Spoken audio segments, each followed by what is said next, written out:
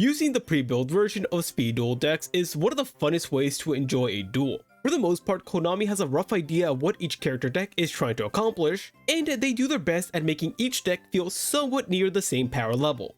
Somewhat. That being said, there's another way to enjoy speed duels, the way that I personally enjoy playing them.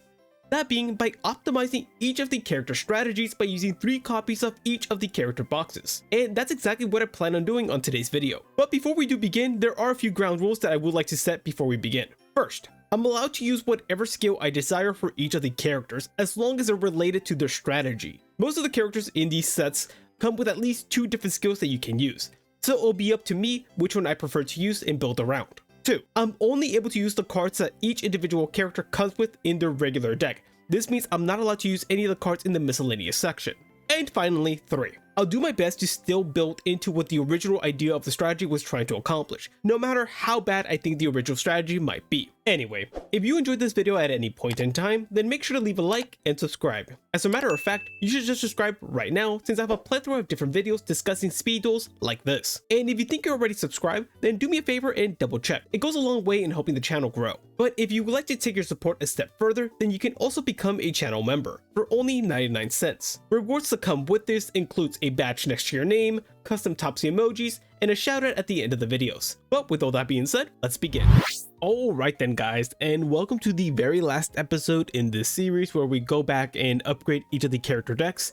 Naturally, we would move on to the next set, that being Battle City Finals, but actually, Battle City Finals was the very first set that I ended up working on quite a while ago, so if you haven't checked that video out, I highly suggest checking it out. That being said, we're going to be starting off with Jaden in Midterm Destruction, and Jaden has potentially one of my all-time favorite decks in any speed duel box, and it's mainly because I really am a big fan of the Neo-Spatians, even though they are historically a really bad archetype. In addition, this deck also has quite a bit of cool support for heroes and Neo-Spatians respectively. We have cards like Hero Blast being incredibly powerful. Additionally, you get very powerful monsters as well with cards like Card Trooper and Dandelion. And not to mention that some of the Neo-Spatians are quite strong. As an example, Neo-Spatian Grand Mole being so powerful they had to be limited to 3. But in addition, Jaden also has a really good skill that's going to be straight out of Neo-Space that's going to be the linchpin of our deck. That being said, let's take a look at what I ended up doing.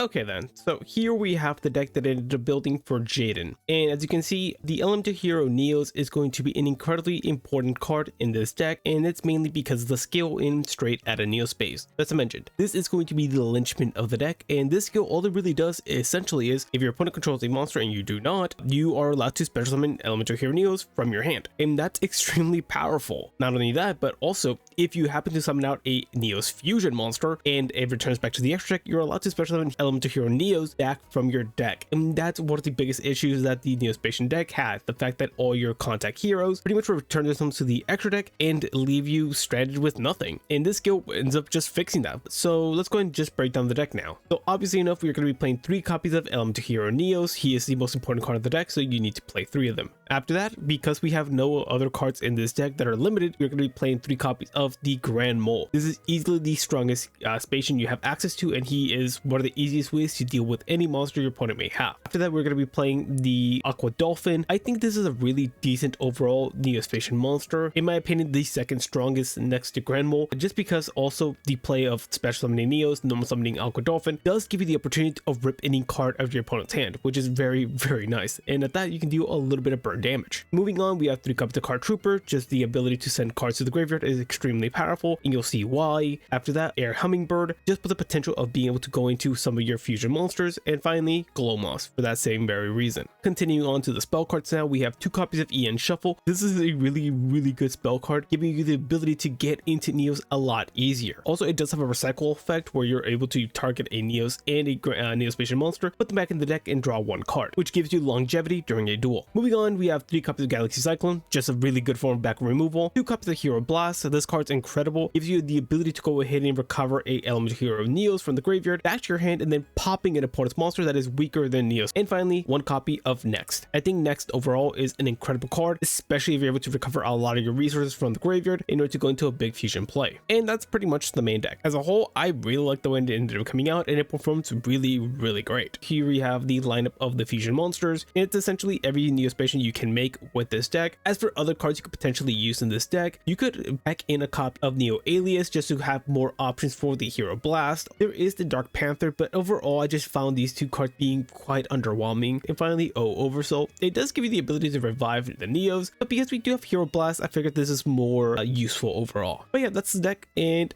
give me your thoughts in the comment section below. Moving now to the next character in this set with Sartorius Kumar, and man, Sartorius has easily one of the worst decks in all of SpeedDuels with the Arcana Force monsters. The reason I say worst deck is because not the construction of the deck. Overall, the cards in the deck are really nice, and if it weren't for the fact that it's an Arcana Force deck, it would be surprisingly pretty fun to play. But that's the issue. We're playing Arcana Force, and every single one of these monsters has very detrimental effects whenever they're summoned, or a decent effect if not. As an example, something like the Chariot, which has the ability of when it destroys an opponent's monster, you can smudge summon to your field. It's a pretty cool effect. Or the downside where you just give control of this card to your opponent. Yeah, that's the duality of the Arcana Force monsters. But there are ways to bypass this, and there is a skill in this deck that does help also, but overall it makes it very difficult to play this strategy. That being said, let's take a look at what it ended up doing to try and salvage this deck.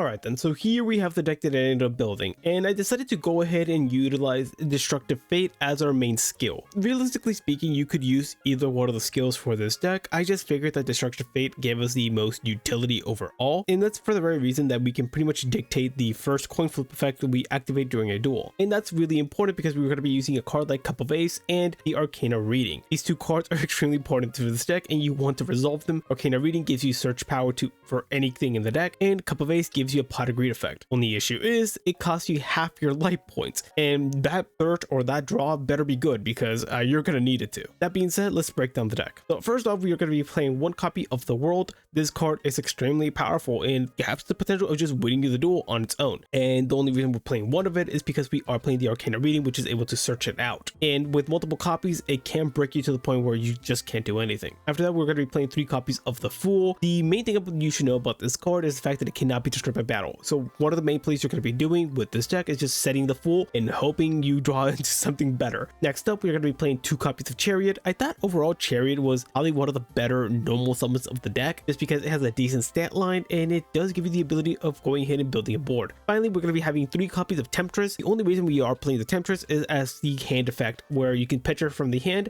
to pretty much mitigate any damage you take from one battle. Moving on, we have the 3 copies of Arcana Reading. This card, as I mentioned, is extremely important because it has the ability where if you flip heads, you can search any card that has the effect of tossing a coin, which is the whole deck essentially. But if you don't, your opponent gets to add anything from their deck to your hand. So that's why I mentioned Destructive Fate is so important in this deck. After that, we have 1 copy of Light Barrier. Because it is searchable, this card allows you to pretty much have your Arcana Force monsters activate their effects without having to worry about like pretty much shooting yourself in the foot. 2 copies of Cup of Ace, 3 copies of Valhalla as a way to go ahead and cheat out the World, and finally 2 copies of Divine Wrath to go ahead and try to stop your opponent on their turn. Honestly guys, the deck still doesn't perform super well just because it is Arcana Force. I am not a huge fan of the deck, as you can tell, but at least this is a skeleton to get an idea of what to do. There are other options you could add into this deck. As mentioned, there is another skill in the Magician Skills, allows you to pretty much tribute an Arcana Force monster to add a normal spell card. The idea is that you're supposed to be searching out Arcana Reading or Cup of Ace, but it does have the downside where you can't summon anything but Arcana Force monsters. Also, you gave up your normal summon, so it just didn't really fit with the deck. There's other cards as well, like By Order of the Emperor, where it prevents the effects of normal summon monsters to activate. This is a way to bypass the negative downside of Arcana Force monsters. There's the Inverse Universe, a cool little duality of the Arcana Force monsters. They have equal stats in attack and defense, so that's an interesting little battle trick. There's other monsters like the Empress or the Emperor, which have neat effects, but as a whole, their stat lines aren't all that impressive and you're not surviving multiple battle phases. And finally, Arcana Force EX, the Light Ruler, is another great boss monster, but it is much harder to summon out, and this deck does not have longevity whatsoever. So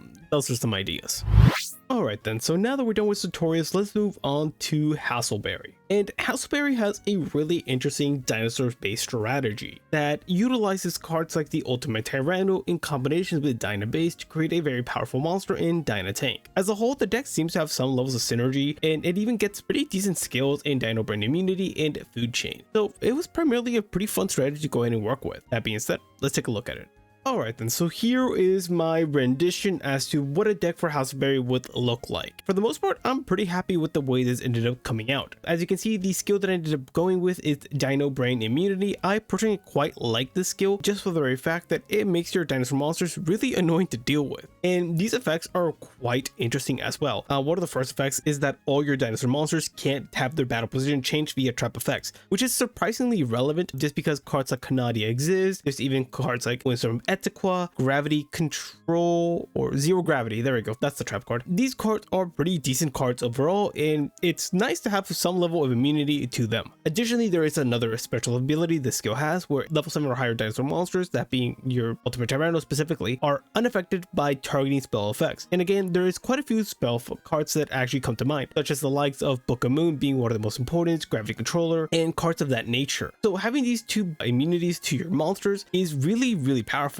and can come up in clutch. Alright, then now let's go and break down the deck. As you can see, we have 3 copies of Ultimate Tyranno as our main dinosaur monster. The main reason we are playing the 3 Ultimate Tyrannos is because this is going to be the main fusion target for our Dynatank. After that, we are going to be playing 3 copies of Sabersaurus. This is just the next biggest normal summon the deck gets access to, and 2 copies of Destroyosaurus. Not only does Destroyosaurus have a decent stat line at 1800, it also does give us the ability to search out for Jurassic World as another way of boosting up the deck a slightly bit more. Continuing on, we are playing the 2 copies of Dynabase. Now, this deck is going to be primarily wanted to go second because Dynabase does have the really cool ability where if your life points are lower than your opponent, you are able to special summon it out to your field, which is really nice, which gives you a lot more extenders. And the main reason you are playing Dynabase, it's a 1-card fusion where you can normal summon it out and fusion summon into Dynatank as long as you have a dinosaur in hand. Keep in mind, you don't need Tyranno and use these other ones. However, the attack of Dynatank is going to be very dependent on the dinosaur monster you use. Next up, we are going to be playing 2 copies of Big Evolution Pill. This is primarily going to be here as a way to go ahead and summon out the Ultimate Tyranno a lot easier. Continuing on, we are playing 3 copies of Fossil Deck as a way to search out for Destroyosaurus or Sabersaurus. Unfortunately, we cannot search Ultimate Tyranno, but that seems okay because we are playing 3 of them. After that, we have Tail Swipe. This card is incredibly powerful, however, it only works with Ultimate Tyranno, and it is not the most reliable card to bring out, so 1 felt like enough. After that, of course, the Jurassic World that we're searching off Destroyosaurus, and finally 3 copies of Canadia because this card is just incredible and so versatile overall. As I mentioned, Dynatank is a really powerful fusion monster where it gains attack equal to the dinosaur monster used for the fusion summon. Additionally, it does have a couple effects. One of the most relevant one is the fact that when a card that specifically targets this card is activated,